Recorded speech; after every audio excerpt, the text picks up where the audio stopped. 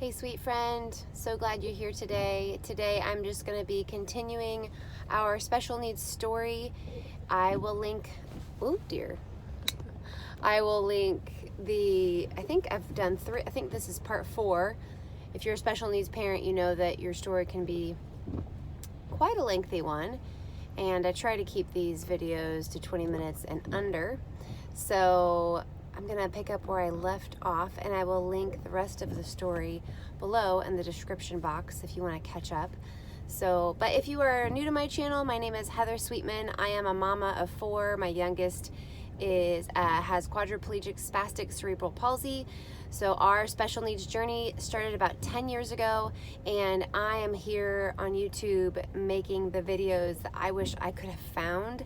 Maybe I didn't search very well, I don't know, but I just was looking for something to relate to, something that would emotionally connect with my heart, and I just couldn't find anything on YouTube, and even had a difficult time finding blogs that talked about it. And now that I'm 10 years in, I get it. When you are a special needs parent, you have a lot going on.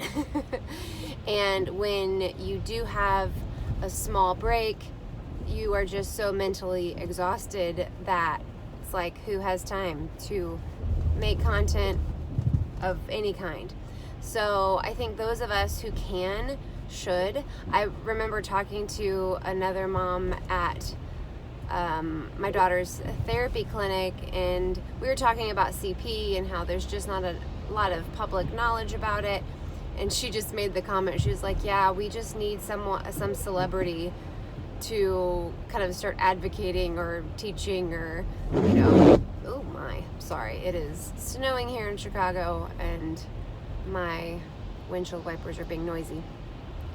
So anyway, so just to get the word out, but someone with means who has, not that, you don't, even though there are beautiful blessings about the special needs life, and it builds stuff into your life that you otherwise would not have, and into your family, it's also something you aren't like, oh, I wish everyone could experience this.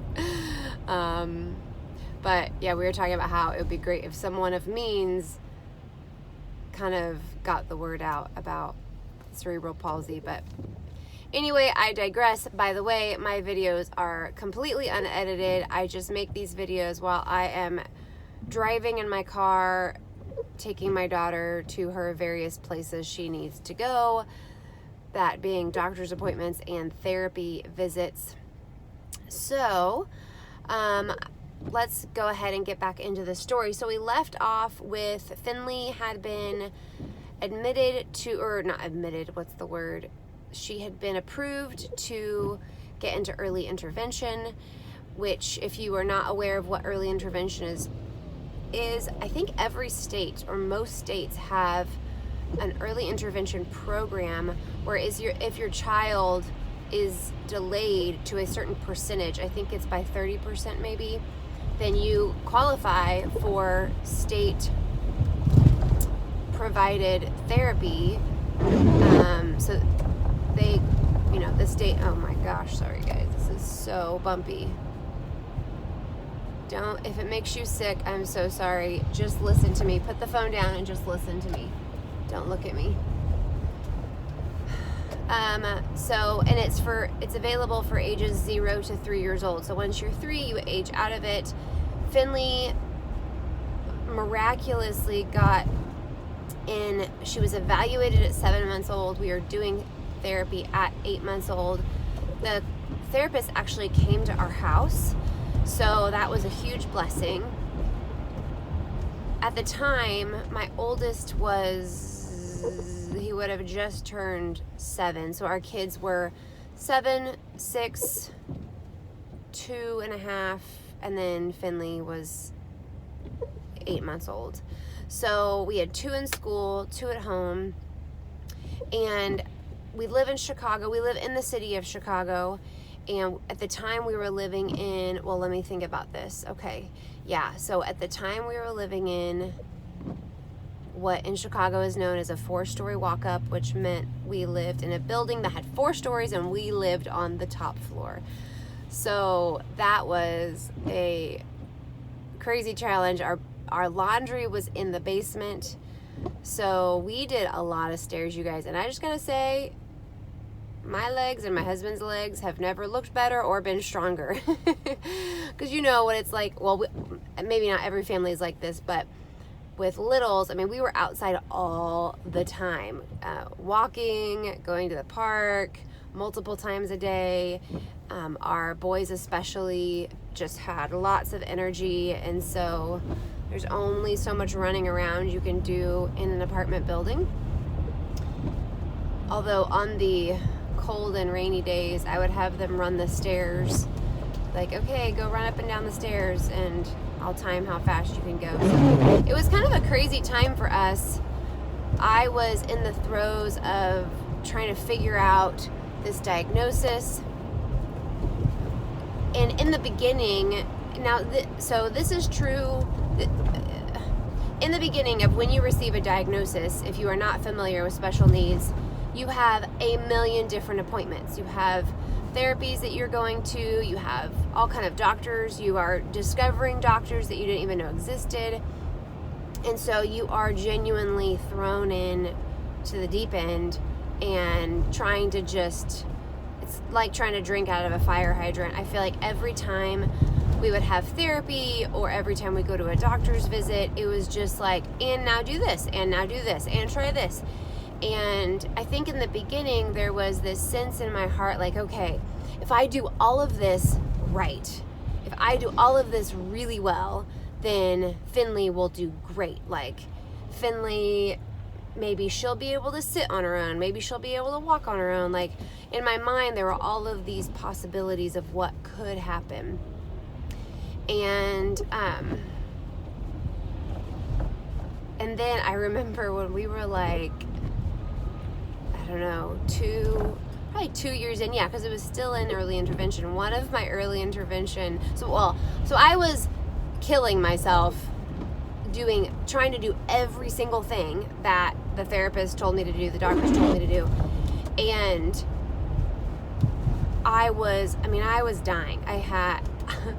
I don't even know how to put it into words, but I just felt like in order for Finley to, succeed or to have any chance of independence, I had to do as much as I could possibly do. And I thought I was doing the right thing, and maybe I was. I mean, the therapists were like, none of our parents do as much as you do, like, you're doing amazing, blah, blah, blah.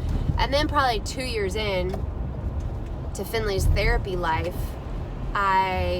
one of her early intervention therapists told me, she's like, yeah, there's studies that have come out that say that if a parent just kind of ignores their special needs child, not ignores, but isn't as proactive with their special needs child, the child actually does a lot better as far as being independent, because they have to figure out how to do things on their own that they want to do on their own. And I just remember that was like, she thought she was being helpful. I was devastated. I was like, are you kidding me? Are you, like, in my head, I was thinking, are you telling me that everything that I am doing is for nothing? Like, and there were things, like, moments like that, like, in the, like, kind of 2-3 year marks of Finley's special needs life, therapy life, all of that, where I was just, you just feel like you're wasting your time. Finley, and I'm sure not every special needs parent feels this way, but for Finley, she's a child that really has not responded as expected, with all of the early therapy she has received, all of the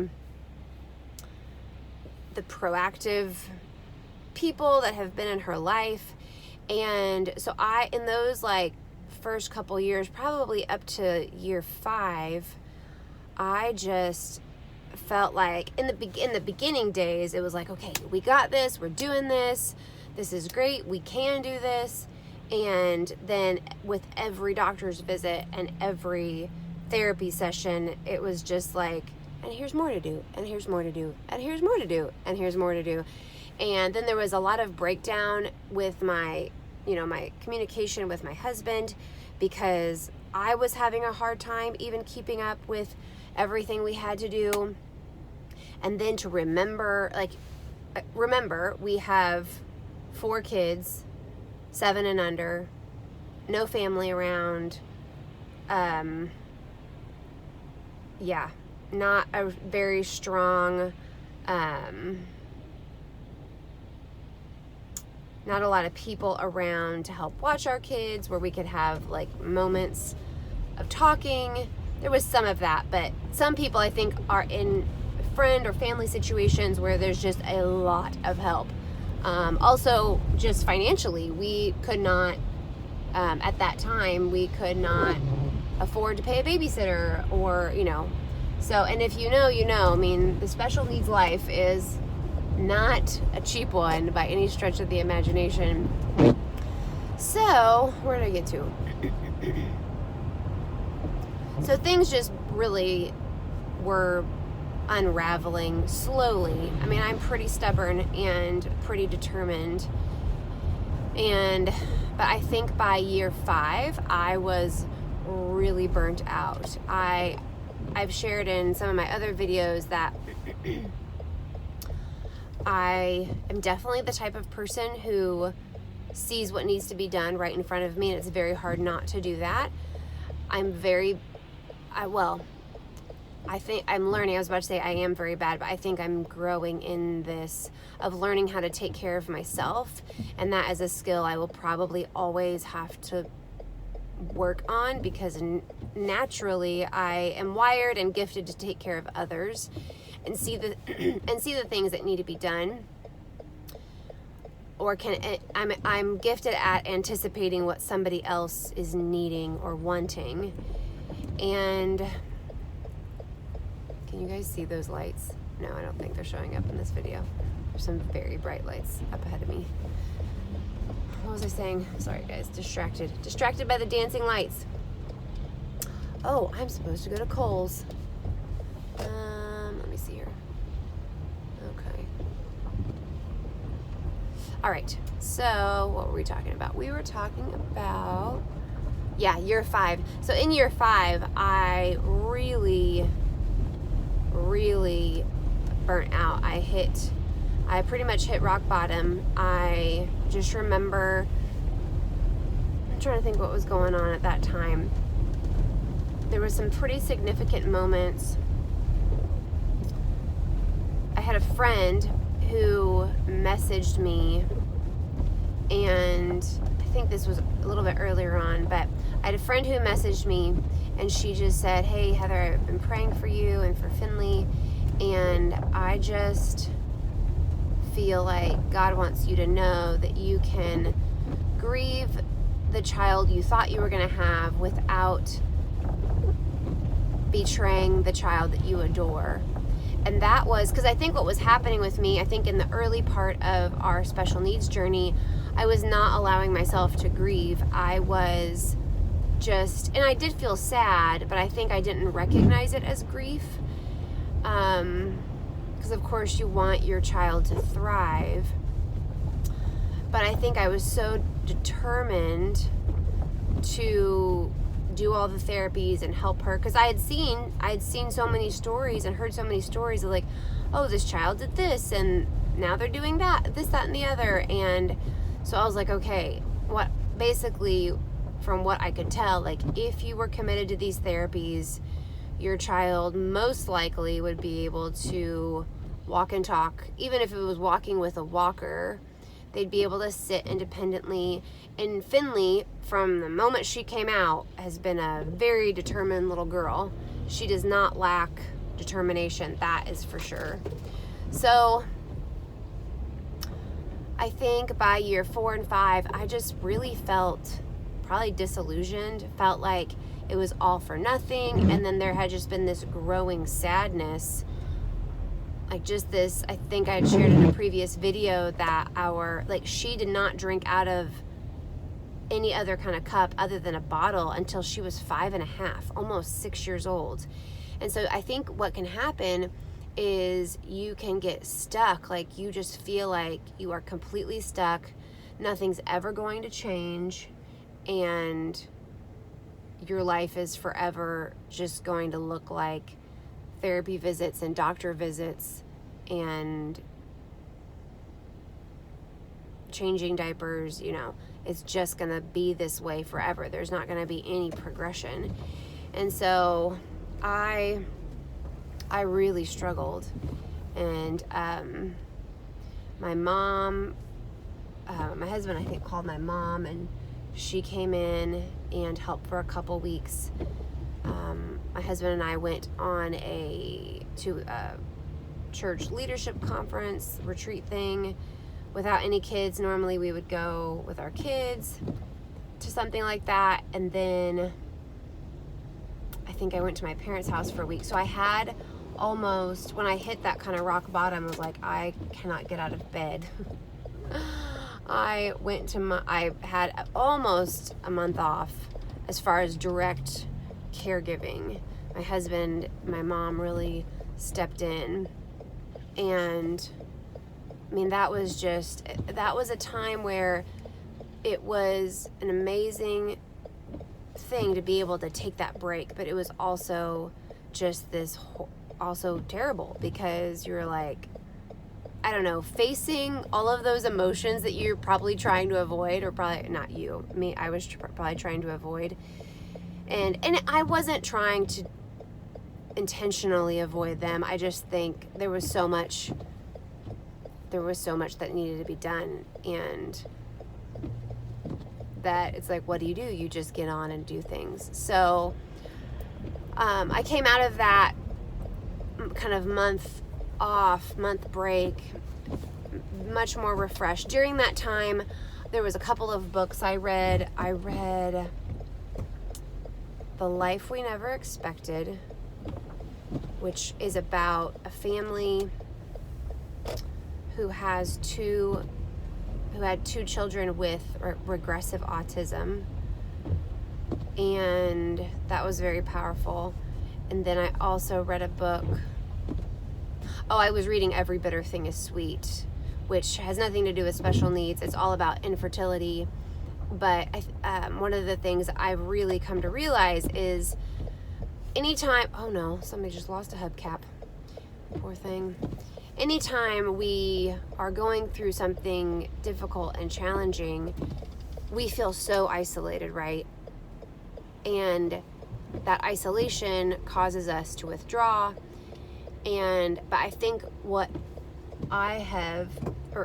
of the things I learned in those early days of our special needs journey, that it is really the feelings that we experience, no matter what we're grieving, no matter what we're suffering, those feelings are very, very similar. Like feelings of isolation, feeling that no one understands, feeling like it's never going to change, feeling like no one sees you, feeling like no one sees your child, feeling like you're never going to feel like yourself again, feeling like, who am I? Who is this person that is, angry and sad and bitter and resentful and doesn't want to talk to anybody, and all of those things. I think the themes of grief are the same, even though our experiences are vastly different. So I don't know if you relate to that at all. If you are in that place, I just want to say, my heart is heavy for you. I really remember what that is like to feel that, and how exhausting it is, how isolating it is. And yeah, I just want you to know that you're seen today, and I would just really encourage you to cry out to God. One of the beautiful things about Jesus is that he truly understands what it is to suffer. And even though he may not have walked in your exact shoes or my exact shoes, he does know what it is to be lonely. There are some theologians who say that Jesus was probably the loneliest human to ever walk the face of the earth, I mean, he was abandoned by everyone who said that they were with him and for him, and betrayed by his closest friends and the people he had given his life to. And so if you are in that place today, I just want to encourage you to really cry out to God, and not in a I got everything together kind of way, but in a desperate I need you kind of way. And I remember there was one moment where the grief came, and I just was sobbing and sobbing and sobbing. I cried so hard that I broke blood vessels in my face.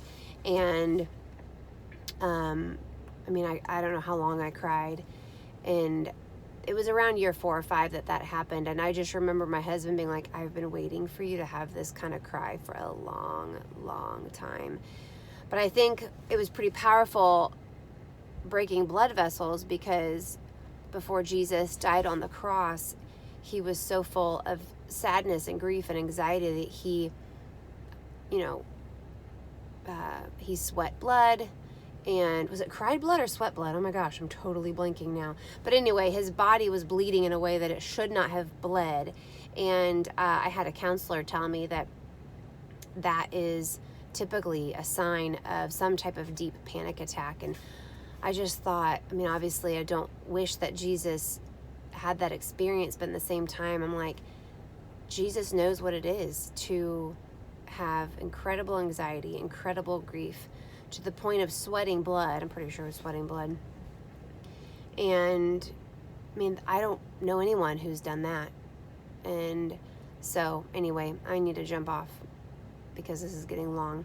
But yeah, I'll pick up here in probably a week or 2. So this is, like I said, this is part 4. I'll link the beginning of the story below, parts 1 through 3. Thank you guys for being here. God sees you. He is with you. I know it may not feel like it. I had years where it did not feel like it, but he is. He's with you, and he's for you. All right, talk to you guys soon. Bye.